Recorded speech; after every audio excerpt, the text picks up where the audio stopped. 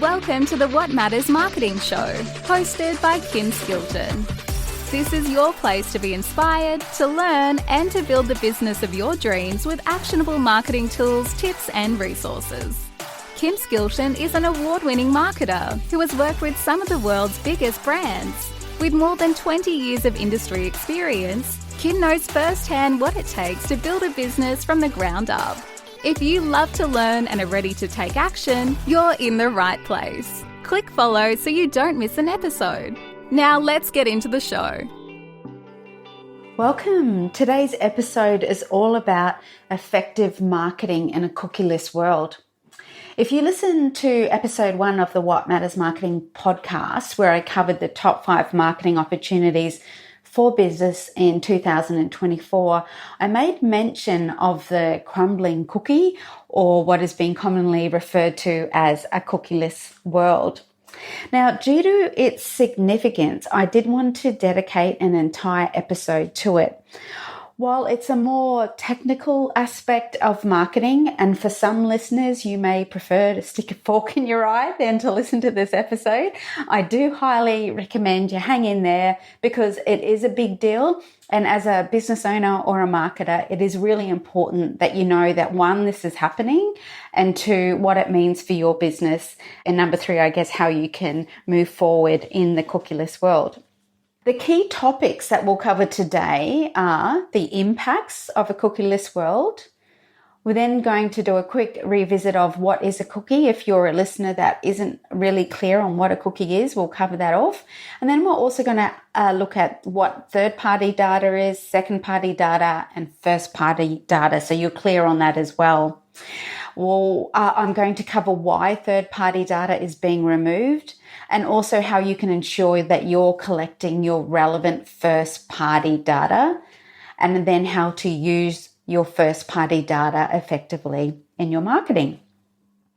So why all the fuss? What are the impacts of a cookieless world in as we move forward in 2024? Well, the first one would be around advertising targeting. So there's it will at the moment look to impact precision. So you'll have reduced precision. Cookies provide granular user data for targeted ads. So without them, targeting is going to rely more on contextual signs or aggregated data. So there'll be a shift, I guess, to alternative methods like first-party data, which we'll talk to today, also contextual targeting. So there will be different alternative ways to help overcome this reduced precision, but that is definitely a major factor and impact from the cookieless world. The second impact is measurement and analytics. So by that I mean, in particular, there'll be challenges in attribution. So tracking the user journey becomes quite a lot more complex without cookies, and therefore will impact the ability to accurately attribute conversions. And you might already have internal discussions around this, or with your digital agency around attribution. So are you attributing a sale or a conversion or an inquiry based on first click attribution, last click attribution? So that kind of attribution is going to potentially become a lot trickier. And I guess another or third impact of a cookieless world is around privacy and compliance. So ultimately, this change has been driven by user privacy, and I will go into that in a little bit more detail shortly.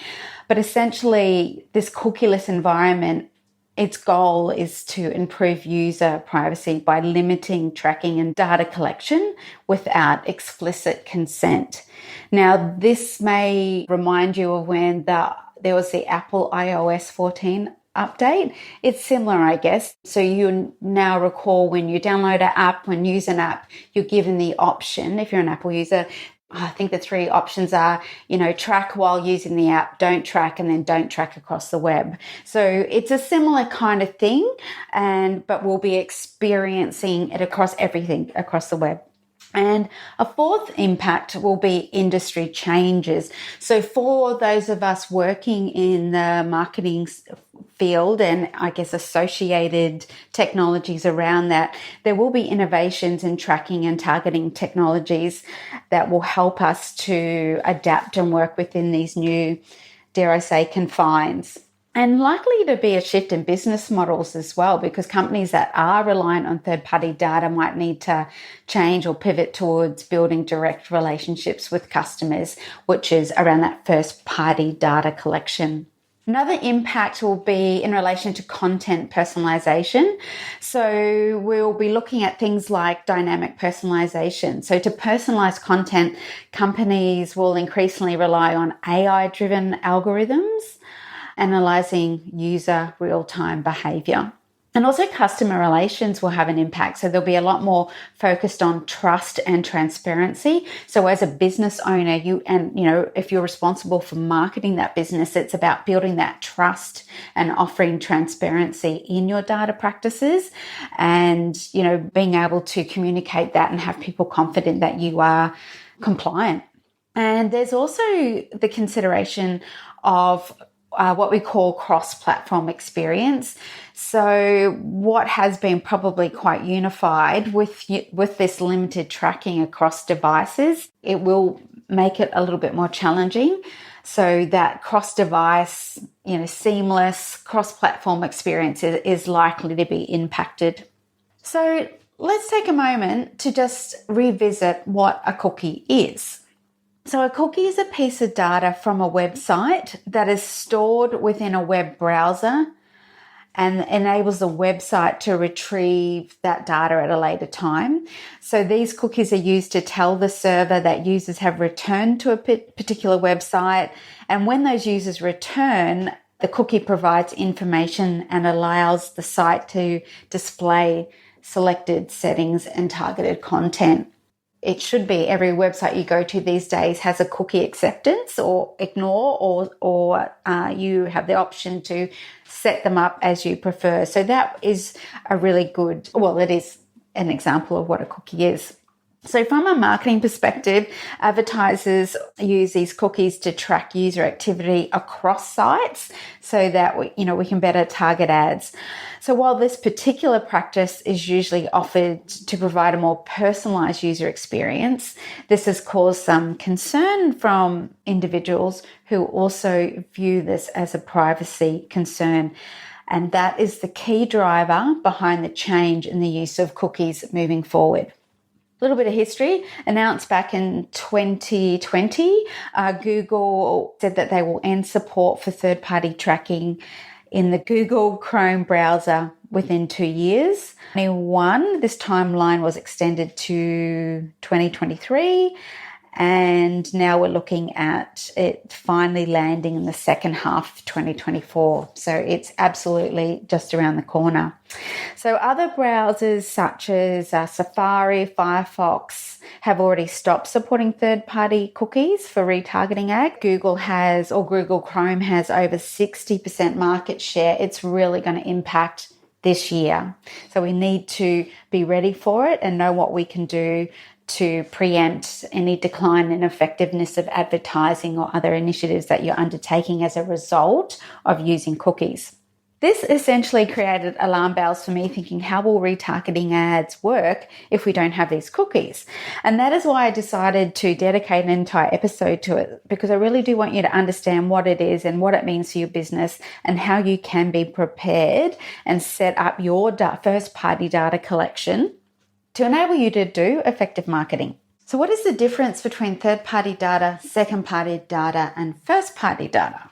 All right, so first-party data is any data that you have collected yourself. So this would be, unique information about your audience, something you might have collected through your own website.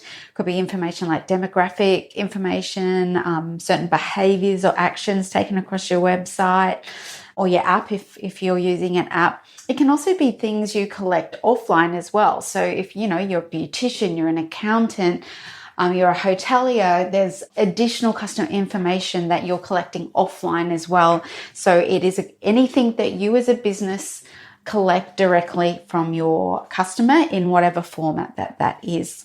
Second party data is first-party data that's shared with you by another company, usually a trusted partner.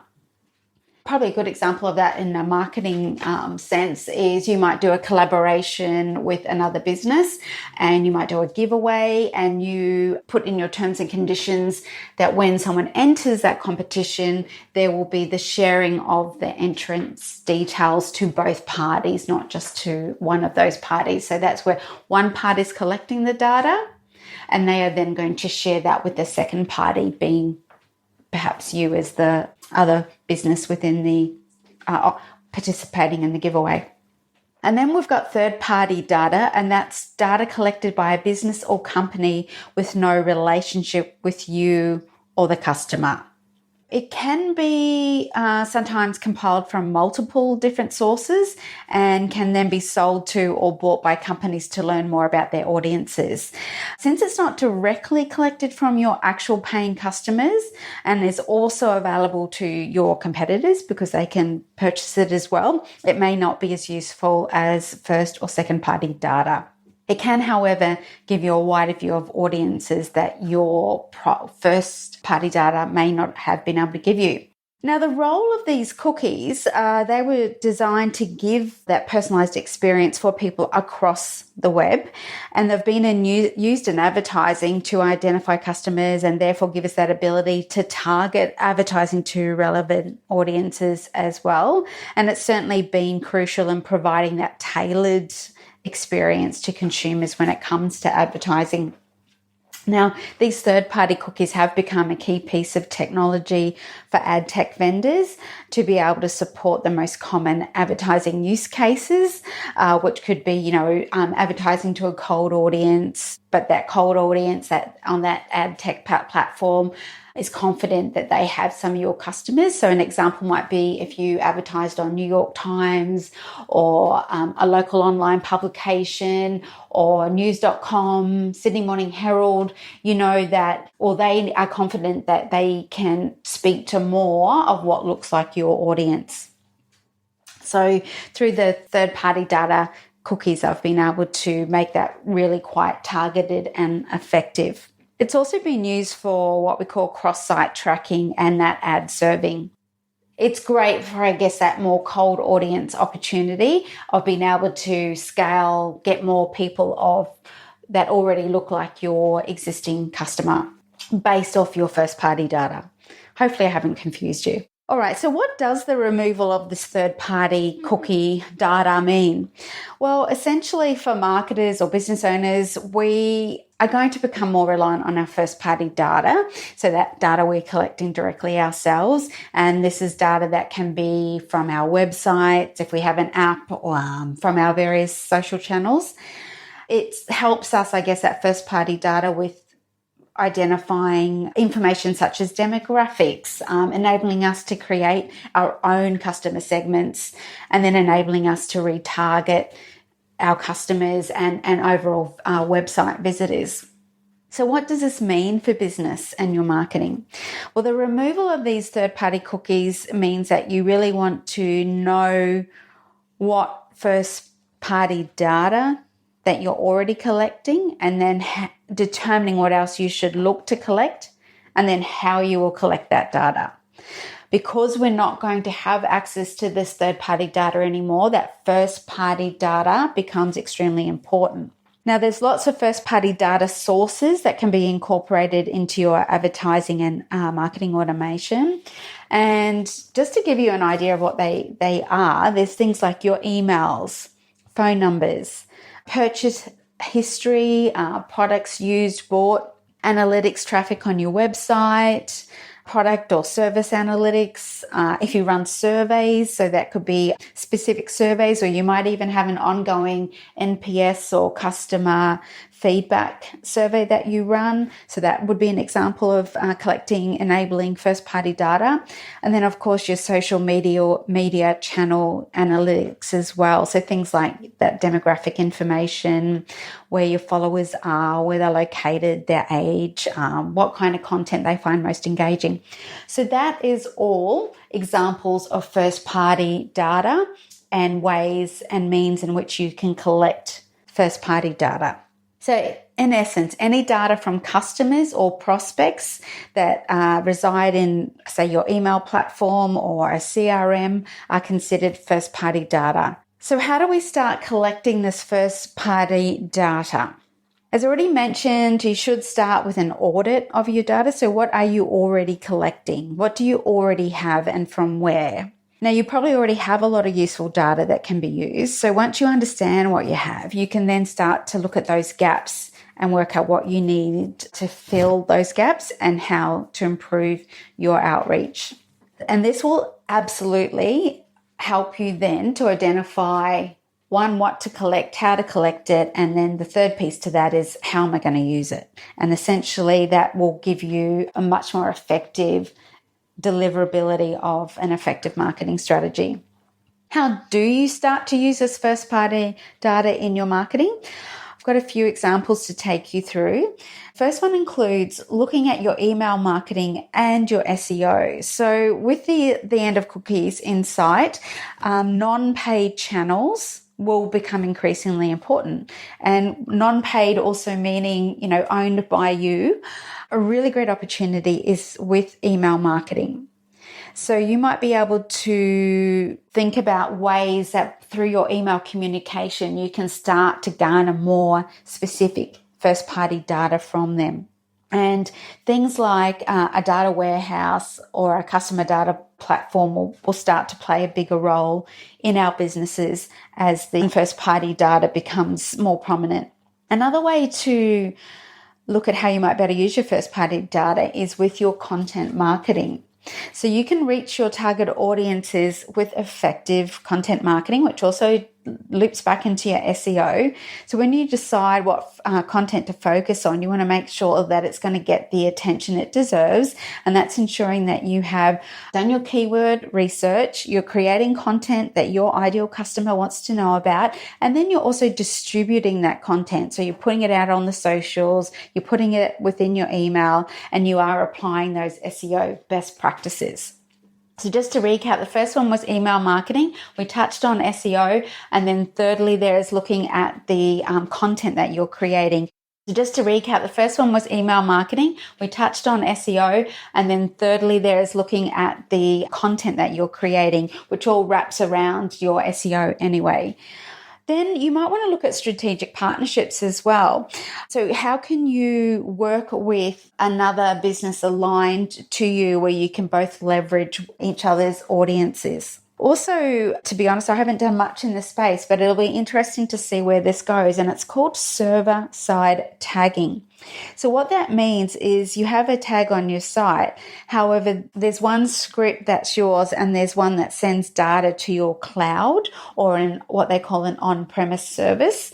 This is a new way of working with tags on your website to gather first-party data, and it then feeds that data to the platform of your choice. So that could be a customer data platform that it's going to collect that information for you, and then you can draw from that when you need it. So if you're looking at segmenting, profiling, wanting to target certain customers and their behaviors, and this server-side tagging tool technology will enable you to do that. So I'm expecting that we'll start to hear a lot more about that as the year progresses.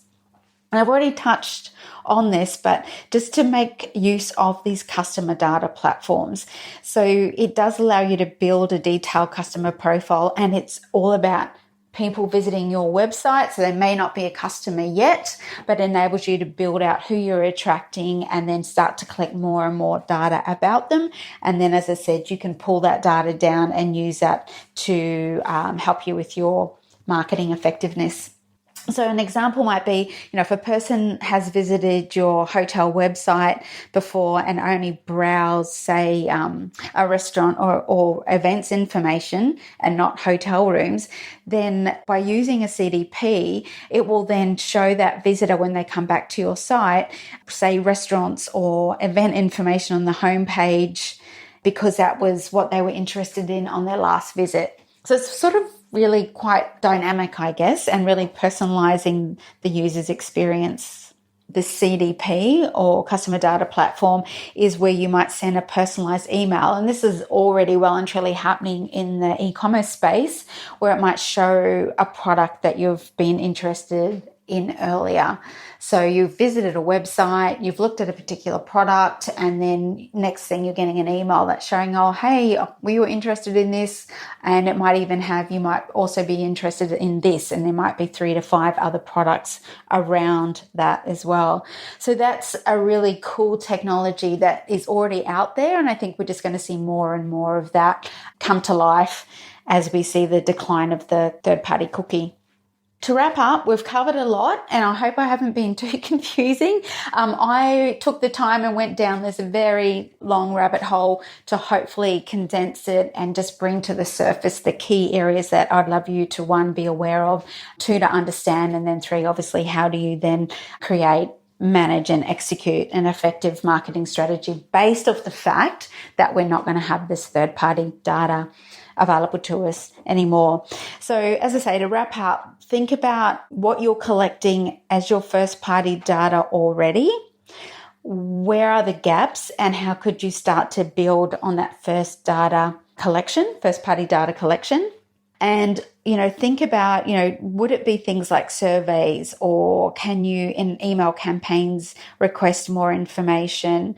See how technology might be able to assist you with the collection of that data as well. Now, just as be remiss of me not to mention, there is a whole industry-wide effort happening out there to develop new technology that will improve people's privacy across the web. And there's a thing called the Privacy Sandbox Initiative. And it's addressing this, phase out of the third-party cookies and how that's going to limit that ability to track the conversions.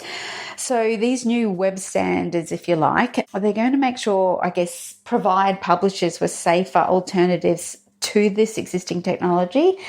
And this Privacy Sandbox Initiative is all of, these entities working together to ensure that, 1, the individual, the consumer, has the privacy that they need, but 2, that the other side of that equation, the businesses, can still operate effectively and come up with ways to access data and be compliant and still have an effective business in this digital age in which we live.